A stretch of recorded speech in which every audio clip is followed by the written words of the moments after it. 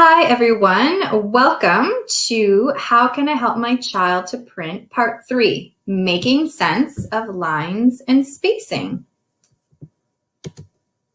So today we're going to develop strategies for proper spacing while printing, developing strategies for letter placement on our lines, and becoming familiar with a variety of papers and understanding how to use them. So first, we want to determine what mechanism might be interfering with print with our students or with our children. Is it their letter formations? Is it spacing? Or is it placement on the line? And there's several other factors to think about, but just to keep it a little bit more basic and simple, I highlighted these three. Letter formations. Your child may understand how to form their letters, but it may be a little bit more tricky when trying to get them onto the lines. And so there can be a little bit of spatial awareness difficulties. And so we have to remember that we do have to teach how to space words and how to place them on each line. So some tips and tricks to think about.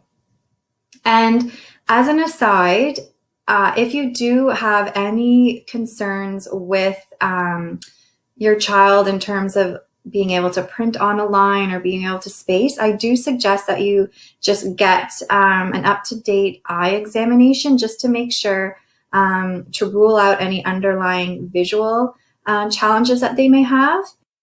And also, I am an occupational therapist, and occupational therapists can do actual assessments in this whole area, and they can help determine what strengths and weaknesses and what areas to focus on for your child for print.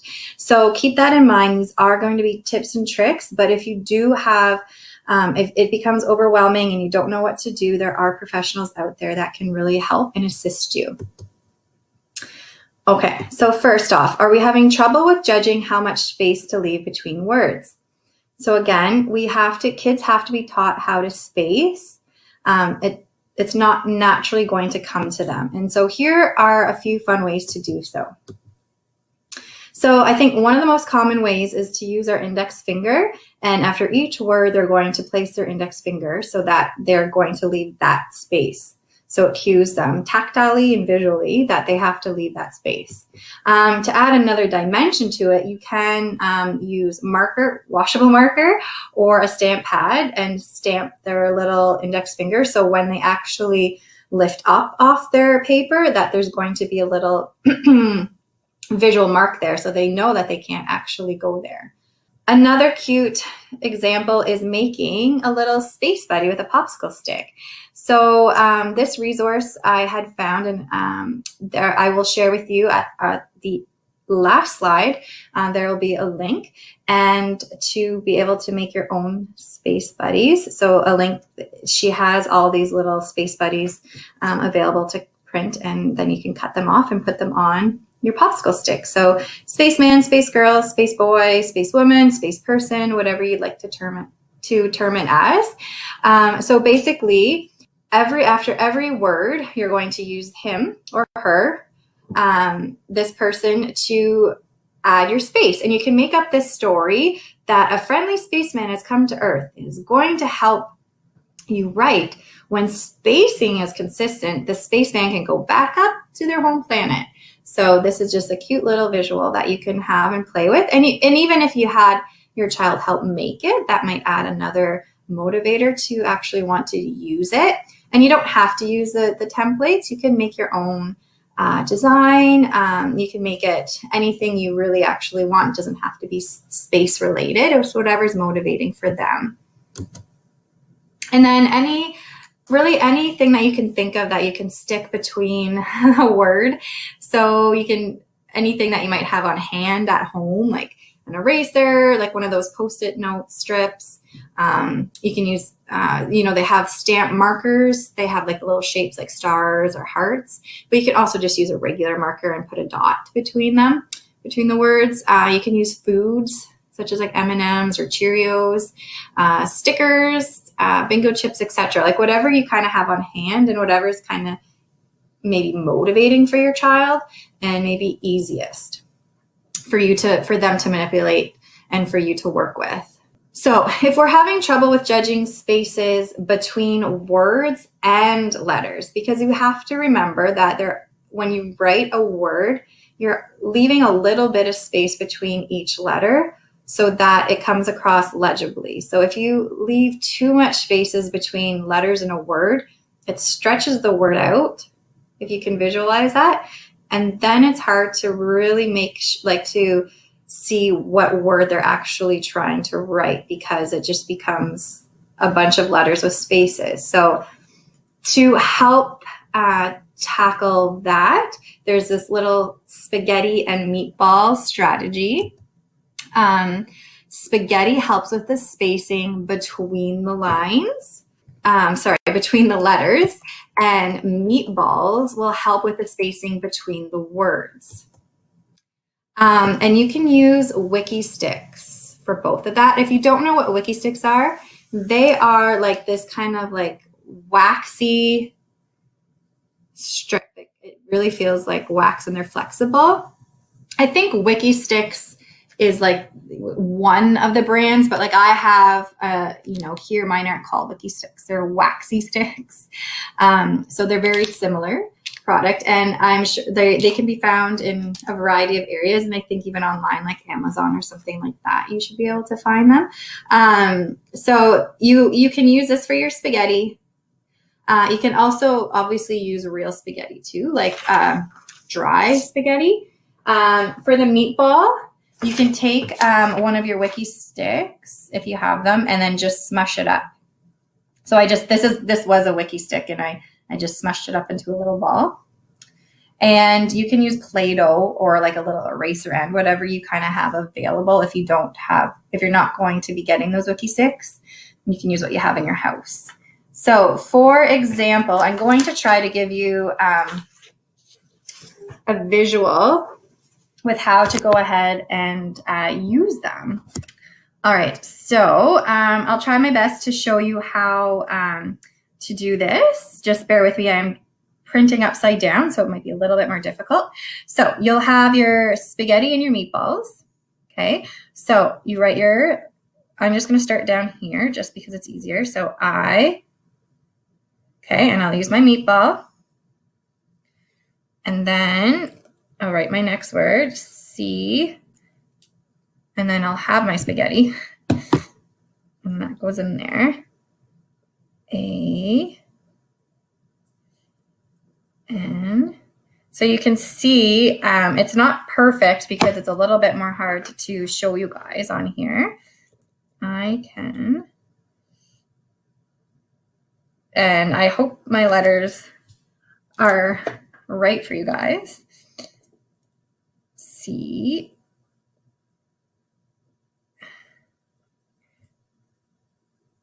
So if you can, I know it's kind of tricky for you to see what I was doing, but you can see like after every letter I'd put I'd place the wiki stick or spaghetti right afterwards, and then I used it to guide me visually and tactilely where my next letter started, and then the meatball between the words. So that is our spaghetti and meatball activity, and you can go ahead and try it. If it doesn't work for your specific for your child or your student, that's okay. These are all just the little tips and tricks that you can see if they would kind of help. And there's the actual blog right there. It's also on this page too, as well as a reference page at the end of the slides. If you still find yourself or your child is still having trouble with their spacing, you can always try to modify their paper. So box paper is something that can be very effective to help with the spacing aspect of it. So there's lots of different box variety of paper available, and but they all have the same theory. Every box holds one letter, and one box is left empty to denote the space between the words. If your child needs more visual reminders, you can color in that box, or you can use a sticker or a stamp, something that will catch their attention. So for instance, this is one example of a boxed paper. So if I wrote here, dogs. I'm trying my best so you can see. So dogs. Okay, and then my next, I'm going to skip a space here. Have. Oops, let's make that H a little bit better.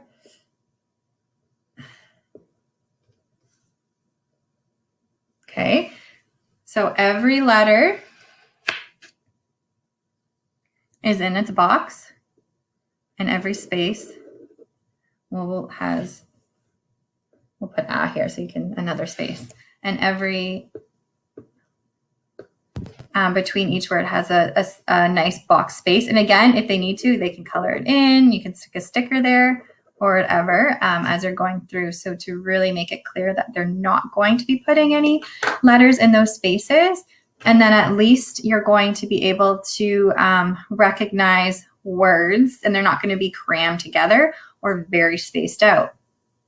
Yes, you may still, if your child has letter formations that are very hard to recognize, then this is not going to correct that, right? This is only going to correct that spacing aspect. So their actual letter formations and work, like in their words, might still look messy and hard to read, but at least now there's going to be a space. So that's why at the beginning of the slides or the beginning of the webinar, I was saying we kind of have to pick a focus. Like, is it the letter formations?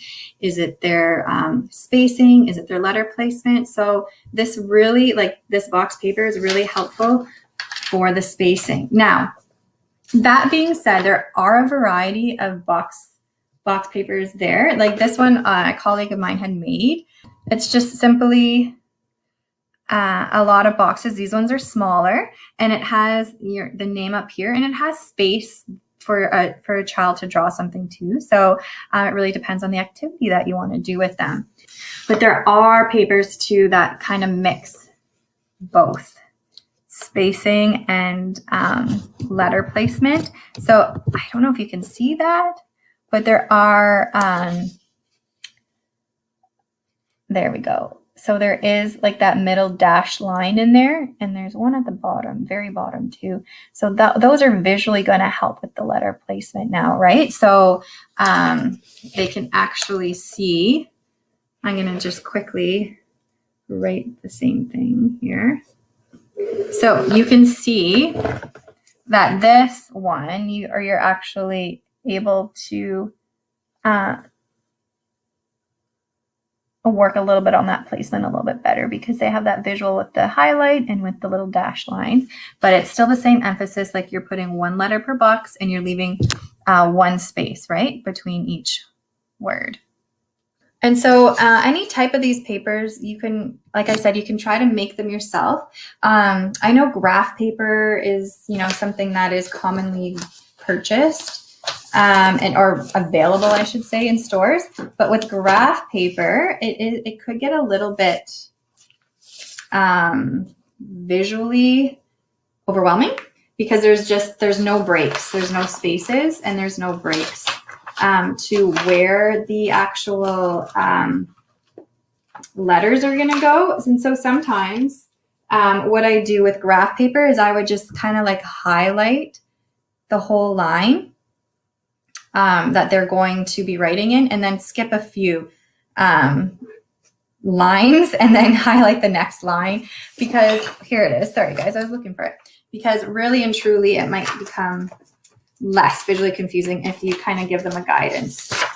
So this one, it has a lot of boxes, right? But if you kind of like that's an example of your grid paper. But if I highlighted, kind of where I wanted you to print, then it might be a little less confusing. If this is what we have to work with, right? Like if that's the only thing that you can find. See how I highlighted? So we're going to be using this line. And we're going to skip that one. And then we're going to be using this line. And then we're going to be using that line. See? So you can see it's already, it's less visually confusing and visually overwhelming. If you really wanted to, yes, you can just highlight like the baseline too. But it's a little less, like, right?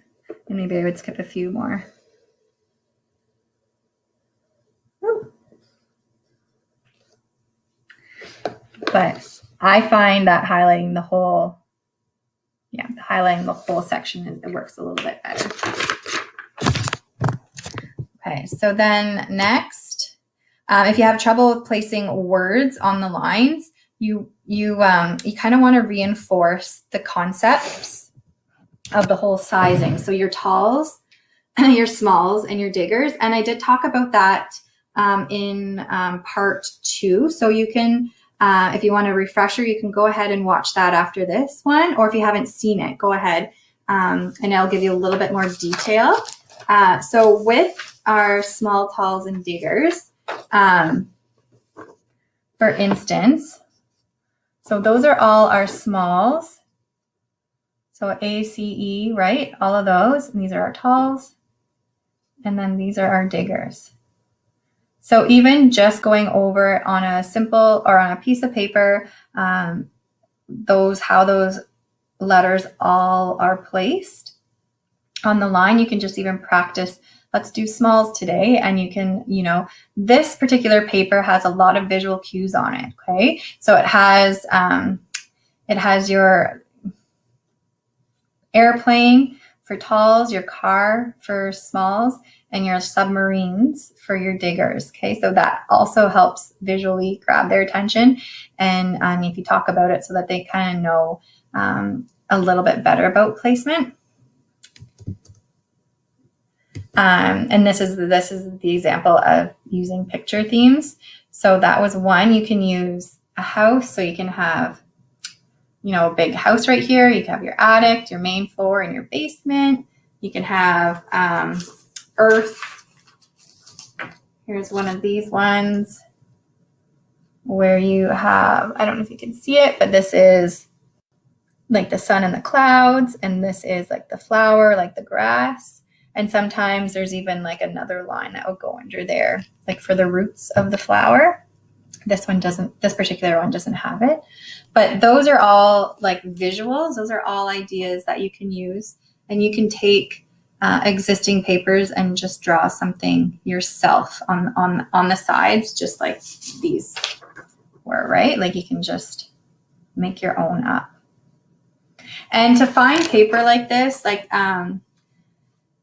again, these are just my own collection from years and years of doing therapy, but I would say like teachers pay teachers, and they have some made up, like different teachers or therapists have made them, and even just doing a Google search just to find different papers, and you can make kind of your own and figure out to, like it says, like something that motivates your child. So, if a house or an earth aren't going to motivate your child, maybe something superhero themed or something like that can kind of grab their attention a little bit better. So other strategies are highlighting. So yeah, you can use, again, as I was highlighting the line on that paper,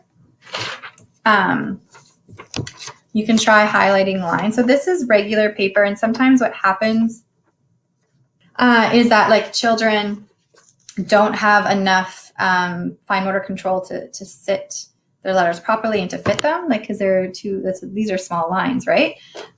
For some kids to be able to achieve that success. So that's why we sometimes change our papers. But if you are stuck with what you have, you kind of have to sometimes make do. And then, again, you can highlight where you want to start. So you can just highlight that baseline.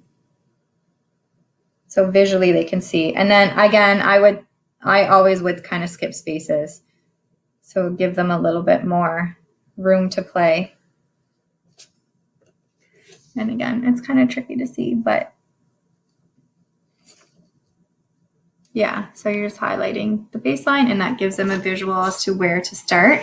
And that's like manipulating maybe a paper that you already have, an activity that they're already using on a pre-made resource. Then you can also do, again, leave spaces between lines, which we just did. And that's important because, again, it's less visually confusing. There are pre-made papers that are raised lines. And they actually, it's like a tactile. It feels like a little bit rough and bumpy, that when their pencil will go over, they can actually feel it. So it kind of gives them that feedback to kind of stay on that line. And it's just an additional, an additional multi-sensory component to helping with line placement. So yes, you can purchase raised line paper. I think you can just simply put that in a search engine like Google and see where that can be available. You can DIY it, and it's funny because I'm laughing. So a serrated tracing wheel, I'm laughing because I got this the other day to see how effective it could be. And it's okay, but it's not as good as I thought it would be. It kind of leaves, and it would be hard to show. But like, I guess you would just kind of take your line and, oh, you can't see that. You would just, I'm on one of the lines here, and you would just kind of roll over it. And the idea I thought would be a little bit more, I thought it'd be a little bit more bumpy. It just kind of leaves little dots with the edges here. It'll leave like little dots on it. So like visually you can kind of see the little dot.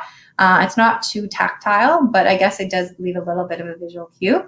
If you had time and if you're working on a specific activity in paper, you can use a glue gun, and you can put your glue gun line on your baseline. Or that might be a little bit time consuming.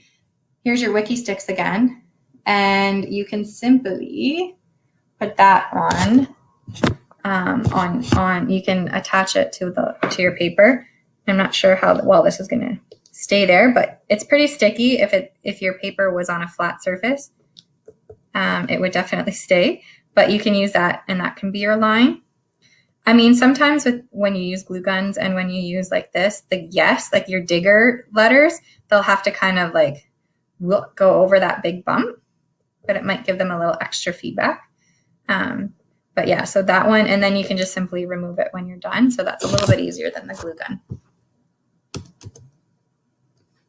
Okay, so is the paper suited to my child's needs? There's so much variety of paper out there many of them are visually confusing. If you look at a paper and you don't know where your letters should go, chances are your child is also going to have that challenge. Sometimes when I go into classrooms, when I look at a journal or, their little pre-made line books, sometimes they're visually confusing for me. And if they're for me, like I said, I know they're going to be visually confusing for my child. So we just have to be aware of that. Some of them are going to be too narrow for your kid, like for your child to actually size their letters properly, or too wide, and just overall too complicated. So hopefully, like with this webinar, it gives you a little bit of more mindfulness of choosing paper and a little bit of more know-how to know what paper to use. It's not a black and white scenario though, so there's always trial and error. But hopefully I can give you a little bit of tips. So how do I pick the right paper for my child? So you want to start with line width. So choose the width of the line by checking how large your child prints. So usually what I do is I just have them print. So I have a child print, like maybe even on regular paper. So let's pretend to do that. So if a child is like,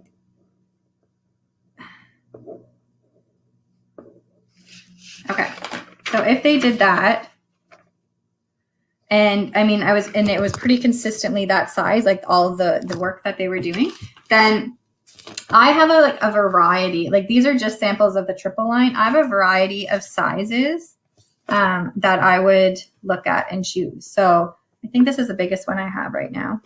But I would say, okay, I kind of like put it beside it and compare. Okay, so that D looks about like the same, like it looks like it would be a good size for this particular width. And then I would, you know, have them practice on that kind of, on more of this visually triple line paper so that we can work on letter placements a little bit better. And then I would gradually decrease the width. So I know I have these resources available, not necessarily you guys might not, but it's something that I think you can maybe try to do DIY yourself, or again, you can kind of search engine and see if there's, you know, different things available for sizing, but they're all different sizing until eventually you get to like the smallest. Maybe this would be the smallest. And then you can kind of transition to your regular line paper that would be in their workbooks.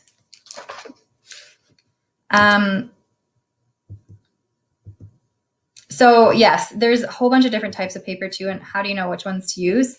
The single lines, the double lines, the triple lines, and the box. So particularly, I prefer the double lines to start with, and I do talk a lot about that in part 2 of the webinar series. So again, you can review that there in a little bit more detail, but it's easier to learn your letter placement and whatnot on there. I also like the triple lines because visually you can use like those, the sky, the roots, the grass, like you can kind of use all of those to help with that letter placement. Single lines, I would, that's something I would move towards, or if I'm not really working on if I'm not really working on sizing or anything like that, maybe it's just simple and they can just kind of try to print on that line, and maybe I would highlight that line. And then boxes, that's when I would use mostly just for that spacing component. So hopefully like you can kind of figure out what works best for your child. And again, if you are at all, you know, overwhelmed or confused by all of this, you know, an occupational therapist assessment, they can really try, or they could really give you a little bit more guidance on that. And the last thing you want to do is have your child check their work after they're done. So you can make a simple checklist. So my letters are the correct size. My letters are on the line. My spacing is correct. So these are all things that they can check off. You can go over with them and you can check them off, or you can get your child to check them off. Those are the most basic ones. A little more advanced is if I formed my letters from the top to the bottom. I use capital letters appropriately, and I use punctuation. So it depends on their level, like what you would include in that checklist. But having that checklist after they've done their work it's a really good idea for them to kind of follow up with how they did and learn kind of, oh, okay, so my letters weren't on the line. Okay, we have to, you know, we identified that, and now next time we're going to work on that. So it gives them a little bit of something to go off of.